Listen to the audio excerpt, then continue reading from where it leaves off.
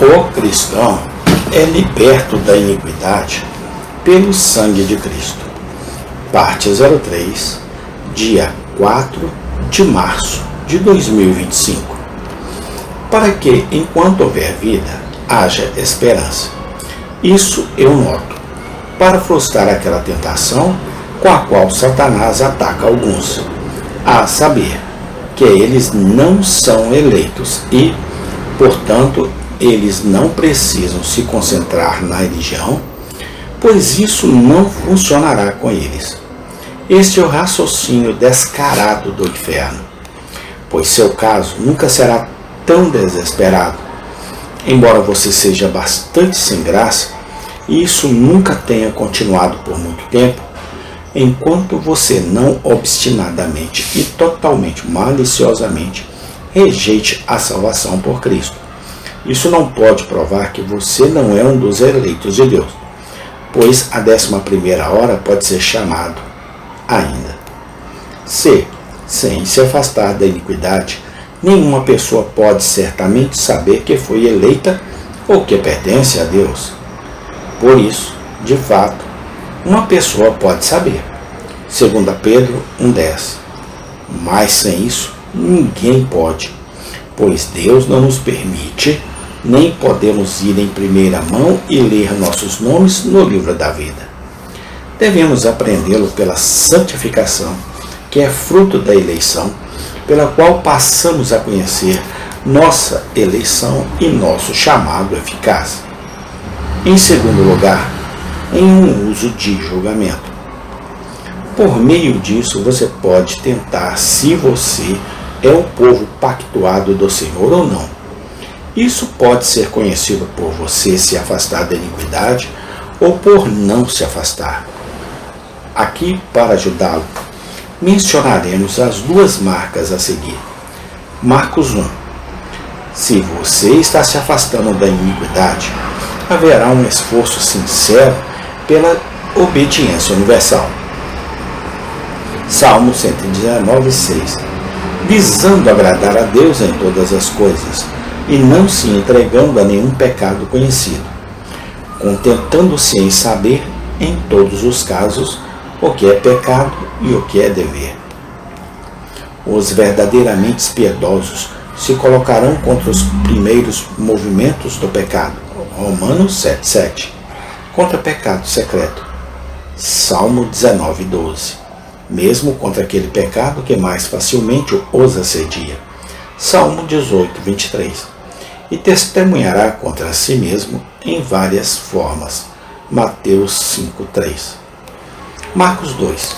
Se você está se afastando da iniquidade, você estará cansado e gemendo sobre os requisitos do pecado. Romanos 7,25. Por mais que o hipócrita possa se contentar com tanta graça, quanto pareça necessário para garantir o céu para ele, ainda assim, o homem piedoso está avançando e avançando em direção à perfeição, embora não possa alcançá-lo, e vê os restos do pecado como grilhões de ferro, dos quais ele seria de bom grado largado, para que possa ser santo como Deus é santo, e perfeito como seu Pai Celestial é perfeito. Podemos melhorar o assunto. Por último, em um uso de exortação. Nós vos suplicamos, ó pecadores, afastar-se da iniquidade. Você tem morado muito tempo nas tendas do pecado.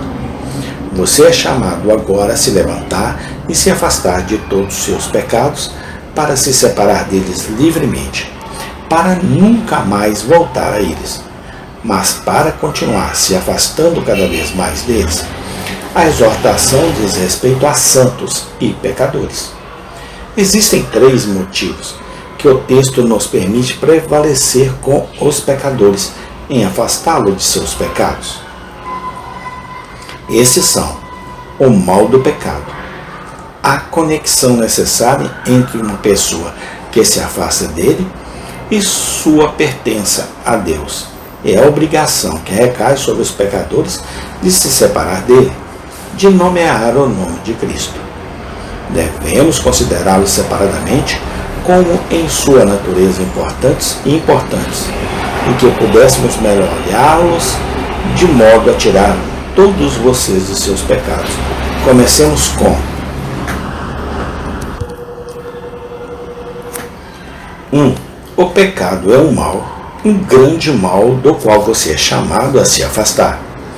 Os pecadores são enganados com aparência de bondade, lucro ou prazer em seus pecados. Mas Deus sabe, e o pior dos males é, portanto, por todos os meios. Deus terá o seu próprio para partir. Oh, que eu pudesse desenhar um mal monstruoso em suas próprias cores, para trazer todos vocês para a santidade. Pudesse você ter uma visão genuína dele, você fugiria dele como de um fogo, como do fogo do inferno. Romanos 12, 9. Abomine o que é mal. O pecado é o maior mal, e isso aparecerá se as seguintes coisas forem entendidas. O pecado é um mal. A. Aos olhos de Deus. Jeremias 44, 4. Oh, não faça estas coisas abomináveis que eu odeio. Deus, que conhece todas as coisas e não pode ser enganado com aparências justas, considera isso, a qual os homens e mulheres naturalmente colocam seus corações como o pior dos males. Oh, não devemos pensar nisso como Deus pensa. Considerar. 1. É a coisa que ele condena, e em toda parte ele a condena em sua palavra. O mundo clama por muitas coisas que não são pecado, mas Deus por nada mais. Muitos persuadiriam de que Deus olha para seus pecados como eles olham, mas isso ele toma como uma afronta à sua santidade. Salmos 50, 21. Estas coisas fizestes e eu me calei. Você pensava que eu era inteiramente tal como você, mas eu te repreenderei e os colocarei em ordem diante de seus olhos. Olhe para a sua palavra, que é a indicação de sua mente, e lá você verá que ele nunca fala bem do pecado. 2. É a única coisa que ele persegue com sua ira, e ele faz isso onde quer que seja encontrado. E o inimigo que ele persegue por toda a criação, onde quer que apareça. Entrou entre os anjos e se fixou nos reprobos. A ira imediatamente os perseguiu e os derrubou na cova. Amém. Tem continuação. Obrigado, Deus, porque o Senhor é um Deus justo. Muito obrigado, Pai, pela tua misericórdia, no nome do Senhor Jesus Cristo. Amém e amém.